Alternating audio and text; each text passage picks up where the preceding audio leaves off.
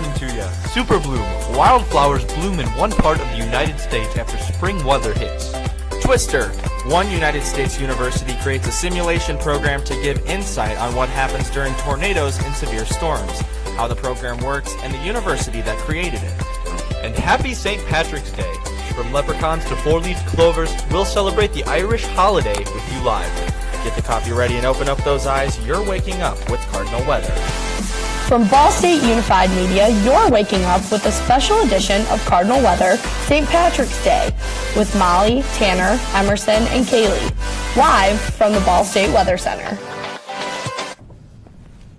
Good morning, it's Friday, March 17th, 2017, and you're looking live at Dublin, Ireland, where the weather is about 45 degrees with some light rain falling from the sky. Big crowd there. Pretty. Look at that excitement going on, Tanner, for St. Patrick's Day. Meanwhile, back here at the Ball State Weather Center, thank you for joining us. I'm Emerson Lehman. And I'm Tanner Holbrook. Molly and Kaylee will be along with us in just a little while. We've got a fun show planned today. That's right, Tanner. St. Patrick's Day, a lot of festive things going on. That's it's going to right. be exciting. And you dressed up for the occasion? That's right. I got some clover suspenders on here. Yeah. You've got something interesting, too. Some socks? Look at that. Right. Look at these folks.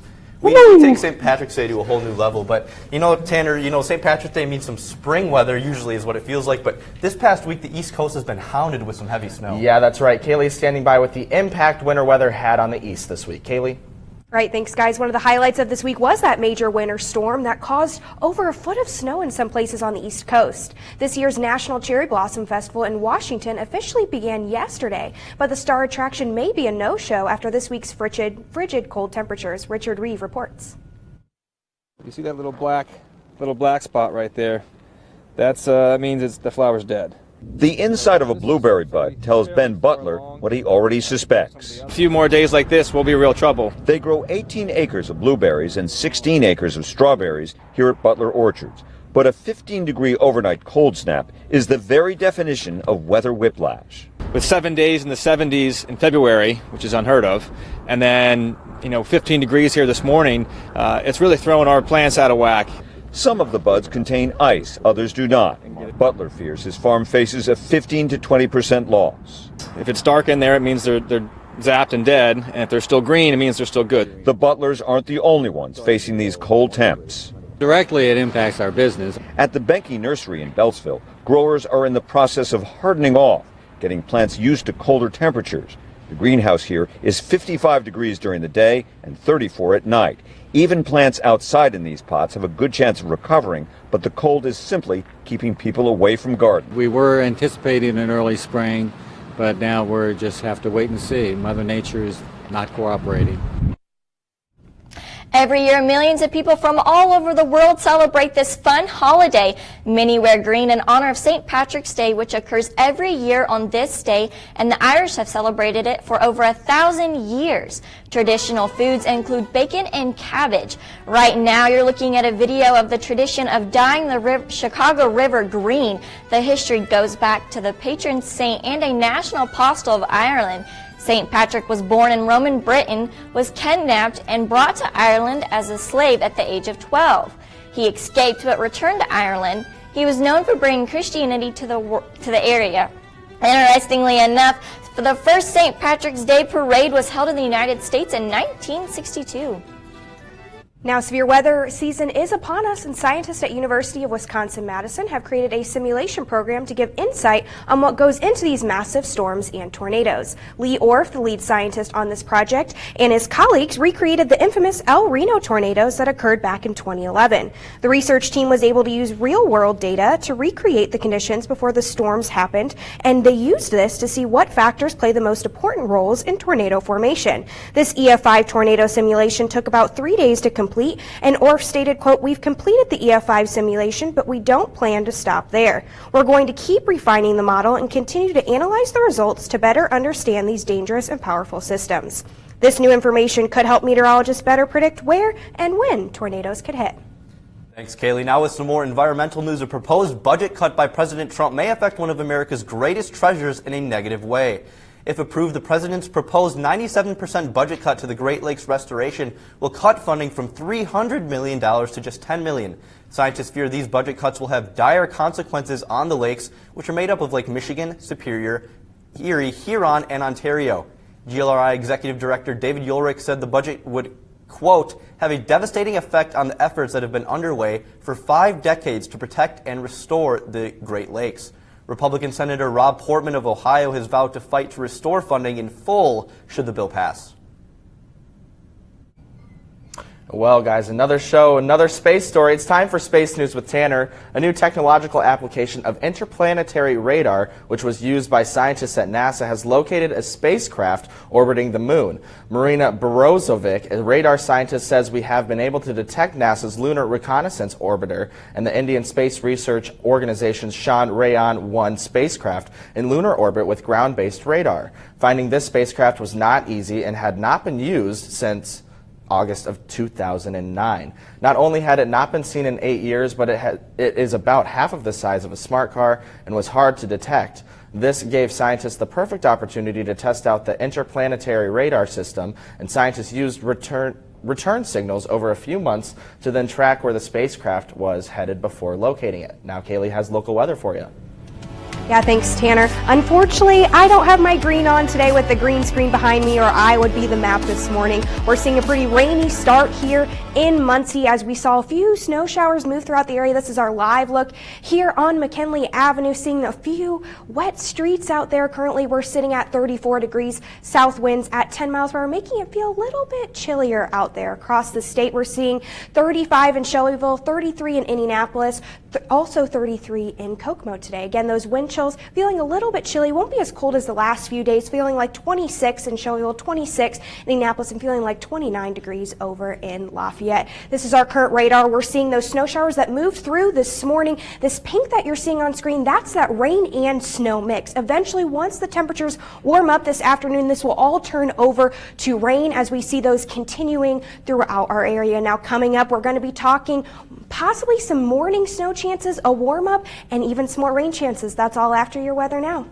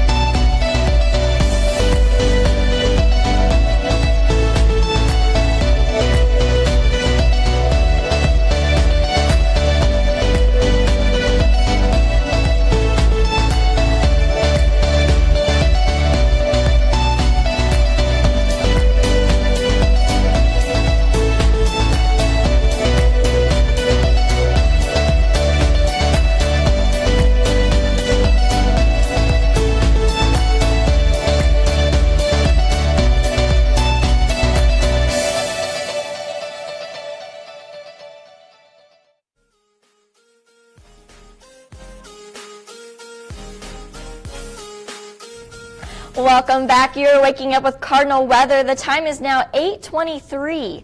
Many weeks of rainfall have finally paid off for California. Mining experts and saying this could be the best gold rush in 20 years. The state went from being in severe drought to many storms that brought flooding to many different areas. One of these areas that brought too much rain too soon was the Sierra Nevadas. The hills are known to have gold in them after 2 centuries of the gold rush in 1849. Prospectors are saying the recent flooding has shifted the gold deposits. According to geologist and gold mining expert Rich Doverchek, gold can be found at the banks just behind a few rocks when water drops and recedes. However, finding this gold is very hard to do.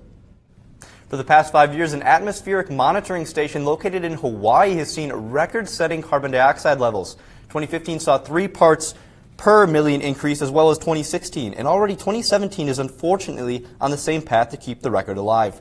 A lead scientist for NOAA's Global Greenhouse Gas Reference Network said that, quote, the rate of carbon dioxide growth over the last decade is 100 to 200 times faster than what the Earth experienced during the transition from the last ice age. Does this mean Earth is zooming into another ice age in the near future? Scientists say only time will tell. California has received that record amount of rainfall this winter. One of the positives to this is a rare super bloom of wildflowers in the Anza Borrego Desert State Park National. National Geographic reported that this park has received 7 inches of precipitation, which is about an inch or 2 above average. The cooler temperatures are helping to keep the moisture at the ground and cause these flowers to flourish. Park officials say that this is just the beginning of the bloom and that is expected to reach its peak by the end of March. A bloom this big hasn't happened in about 12 years. Well, turning to some news in Italy now, kind of some sad news. 10 people were injured Thursday after an explosion happened as a result of lava spewing from Sicily's Mount Etna. The explosion happened after magma from the volcano hit snow surrounding the top of the volcano. And according to the Associated Press, people who were injured included tourists and scientists who are investigating the volcano's activity. Just look at the activity happening on that volcano. Crazy stuff. There were reports, however, that the group was pelted by boiling rocks and steam, and although many were injured, there were no reports of any deaths or life-threatening injuries. That's kind of sad when you think about it, that people were just exploring and they kind of got hurt by nature. That's right, Tanner. Nature it can be a scary thing sometimes. Yeah. Well, anyway, we now turn our attention out west where Cardinal Weather's very own Nathan DeYoung is standing by. It's kind of like our very own Where in the World is Nathan DeYoung? That's right. We miss having him here this morning. But Nathan, thanks so much for joining us. Where are you and what are you doing? Good morning, guys. Happy St. Patrick's Day from Norman, Oklahoma. It's another beautiful morning here. It's about 65 degrees already. I know that's a big difference than what it is in Muncie this morning. We're not seeing any precipitation. We actually haven't seen any precipitation in my time that we've been here for the National Press Photographers Association's News Video Workshop. Myself and 3 other Ball State students, including faculty Tim Underhill, are here in Norman, Oklahoma, learning more about news video and how to progress storytelling. And so we've been spending the entire week here listening to those who are the best in the industry and getting ideas to help us as students advance the story later on in our careers, getting that networking experience and doing all those things related to that. But this morning we're here somewhere very special. We're here at the National Weather Center that's based in Norman, Oklahoma. Now, many of you may know it as the National Severe Storms Laboratory, or NSSL.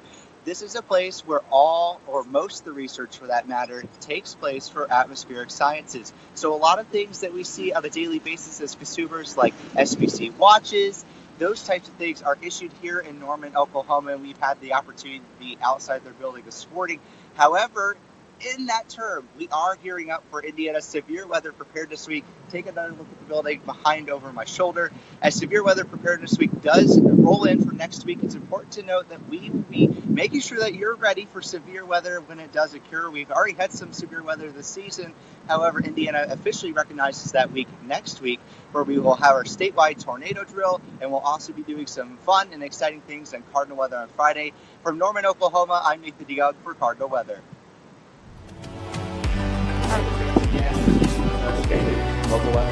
All right, thanks, Tanner. Yeah, we're seeing some snow showers move out this morning, but we're seeing that change over to a rain and snow mix this morning. Looking here at our current radar, we're seeing those showers move through the area, and this is a freeze warning down here, but eventually, as we move throughout the day, we will be seeing those rain and snow mix just change over to all rain. This is our live look here on McKinley Avenue. We're seeing those wet roads out there, so you're definitely going to want to need the umbrella, the rain jacket, and you're probably going to have to get those windshield wipers going. Currently sitting at 35 degrees south winds at 9 miles per hour, making it feel a little bit chilly out there across the rest of the state. We're seeing 31 in Fort Wayne, 33 in Kokomo, and 40 degrees in Terre Haute.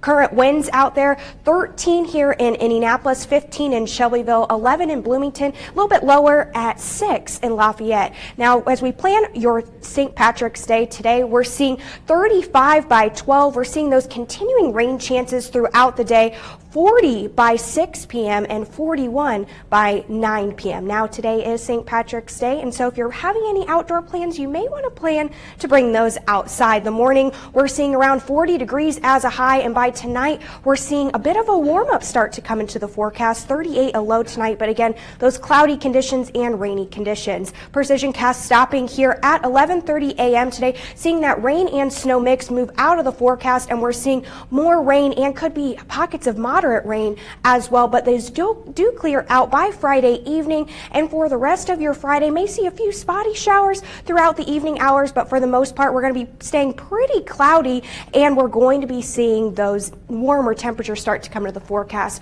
Tomorrow, a high of 41 degrees with mostly cloudy skies. We are going to see some pretty heavy wind gusts, though, 17 miles per hour here in Muncie, and then we're continuing to see those get a little bit higher, and then they will taper off by the time we get to tomorrow.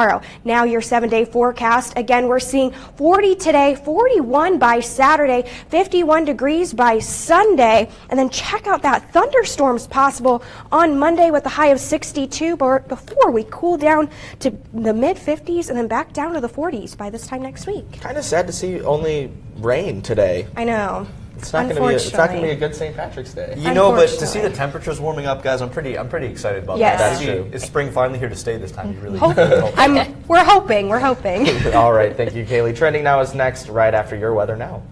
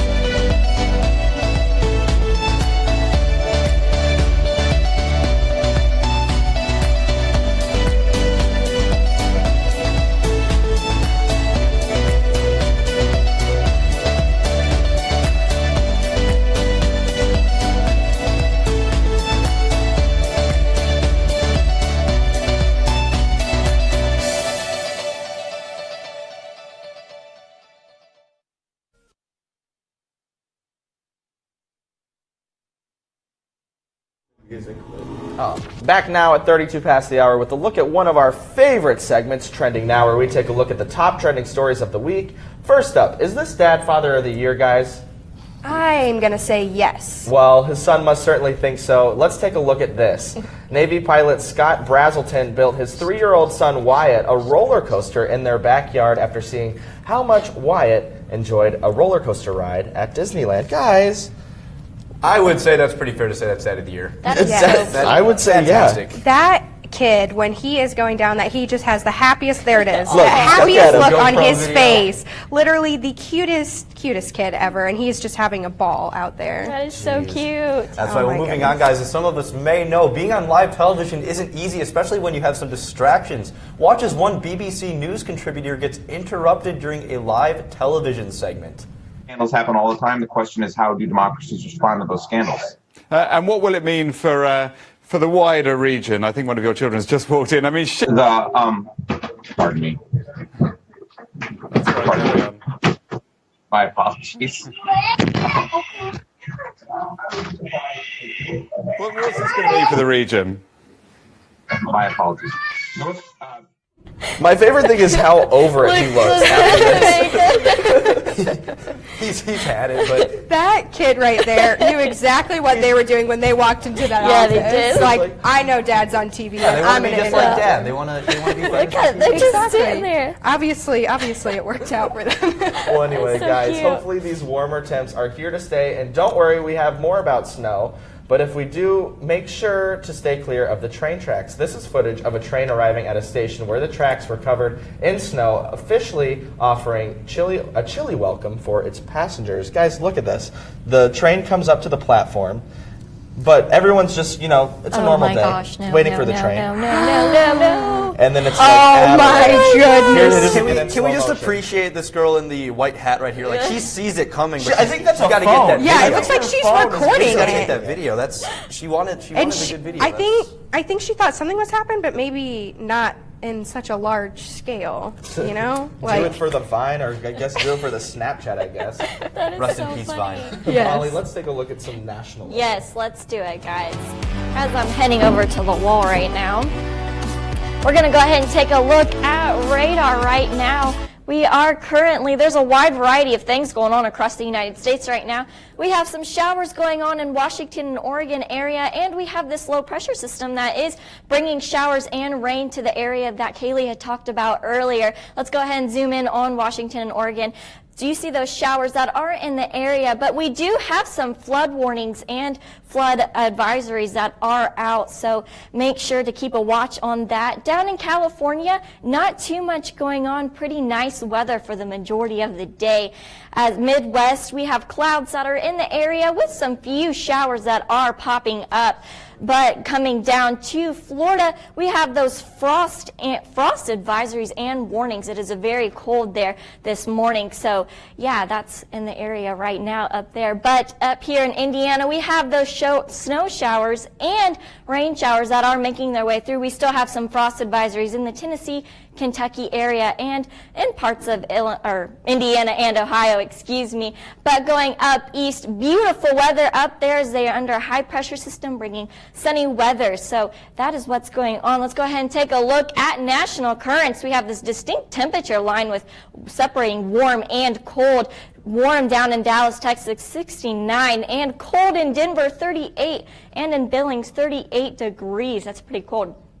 For today's highs, we have that warm again in 77 down in Texas, 81 in Las Vegas. Man, I would love to be there right now. And in Billings, 50 degrees. Let's go ahead and take a look at Precision Cast. We have those rain showers that you see off to the west that will make their way through and push their way through. This is Saturday, 9 a.m. We still see those snow showers that were once in Indiana have pushed their way east and will continue to do so. You see those rain showers that could possibly be snow showers as the day continues on. And you see that front that is pushed way off to the east, guys. So that's what's kind of happening around right now. Yeah, it looks like a lot of people are going to be getting those rain showers there a little bit like we are today for our St. Patrick's Day. It's kind of a rainy day. Definitely I agree, Molly. rain. Yeah. You know, Las Vegas looks pretty nice. I know, 81 so degrees. warm. Also, Texas so warm. would love to. We're back into the warm temperatures in Texas. See, Texas is the place to go every time. Yes. All right, well, coming up, Kaylee and Molly will have your pop culture rundown. That's after weather now.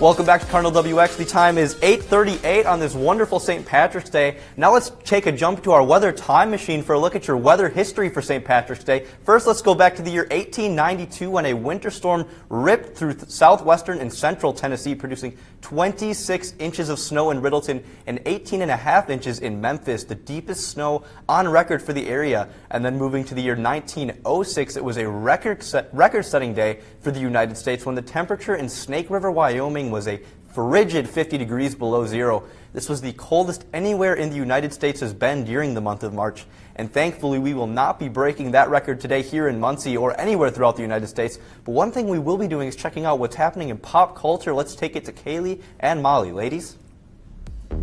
Thanks, guys. Here's your pop culture rundown for today. A new versions of that Tale as Old as Time hits theaters this weekend. David Daniel talked about some of the stars that, let's take a look. Yeah.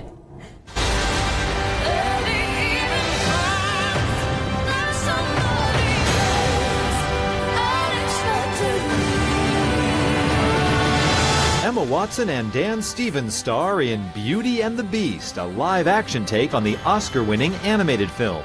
Why remake a beloved classic? You know, it's a great and classic fairy tale, and I think the magical thing about fairy tales is that they bear the retelling by each generation. I mean, it was definitely a yay for me, because I was completely obsessed with the original when I was growing up. There's something sweet and almost kind, but he was mean and he was coarse and unrefined.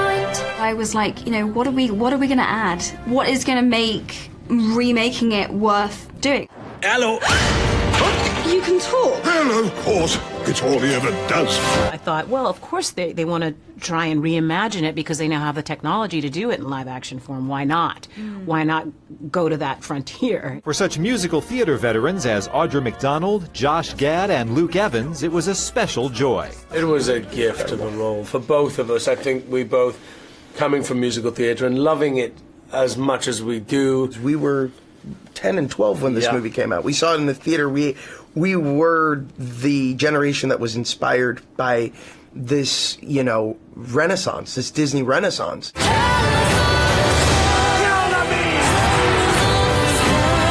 In Hollywood, I'm David Daniel.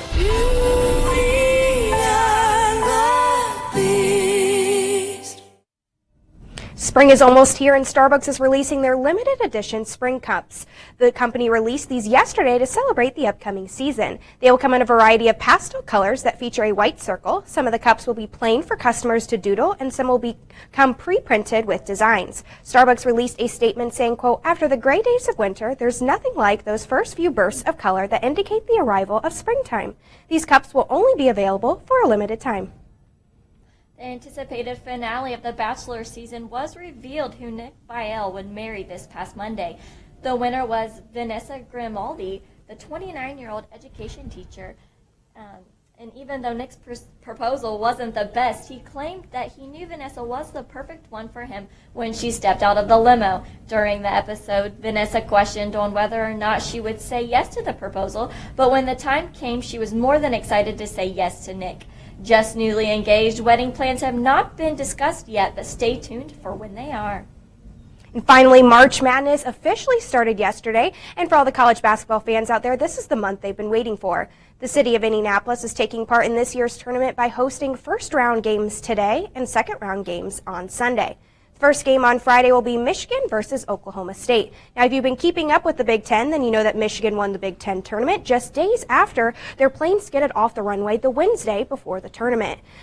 Other teams include Louisville and Jacksonville State. They are set to tip off at 1:45, followed by Dayton and Wichita State at 6:10. The last game of the night will be the infamous Kentucky versus Northern Kentucky. All these teams and many more, including Butler, Purdue, and Notre Dame, who all got wins yesterday, are competing for the national championship title, which is set to play in Phoenix, Arizona. That's all for your pop culture. Back to you guys at the desk.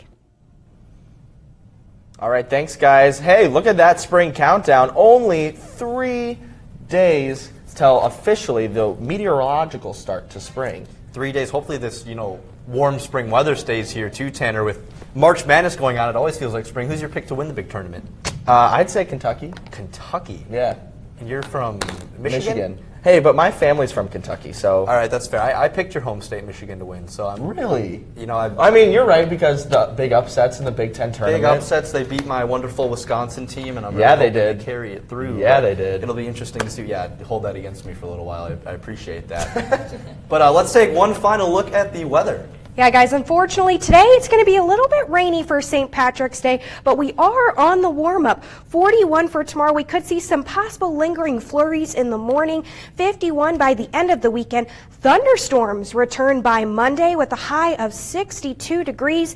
Back in the low 50s after this low-pressure system will move through, and we're seeing middle to upper 40s by this time next week. So definitely a little bit better than our last 7-day forecast with 20s and 30s. So at least we're getting back to spring now after we had a little last-minute winter. That's right. Progress being made. Well, thank you all very much for joining us. That is all for this edition of Cardinal Weather. If you haven't already, follow us on Snapchat. Our username is CardinalWX. And also be sure to like us on Facebook and follow us on Twitter at CardinalWX. Have a great rest of your Friday and happy St. Patrick's Day.